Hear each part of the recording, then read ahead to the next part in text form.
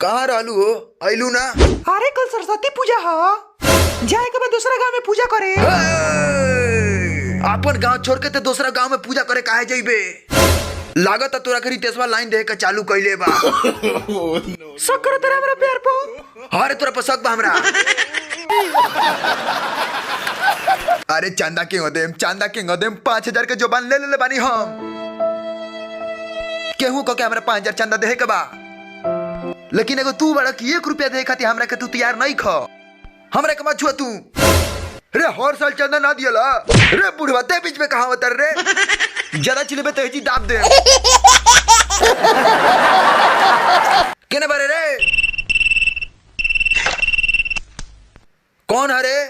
चिलो मत। हम जौन बतिया बताओ तनी ओकरा के ध्यान से सुन ले।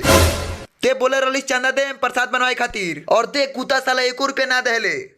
ए प्रसादिया कटवा लो, कल पैसा दे देम। अच्छा सरस्वती पूजा बा, काल ते पैसा देबे। जौन 200 रुपया रहे तो कल खर्चा हो गए।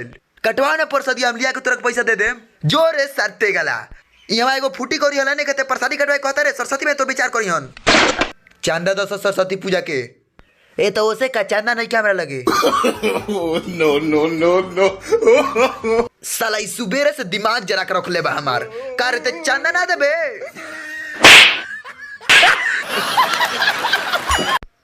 हे भाई लोग, वीडियो पसंद है तो वीडियो को लाइक शेयर कर दिया लो। और हाँ भाई, चैनल को सब्सक्राइब करे खातिर मत भूलिए। कैसे ऐसा मजेदार फनी वीडियो तार लोग के आगे देखे के मिली तो सब्सक्राइब जरूर करिए लो भाई लोग।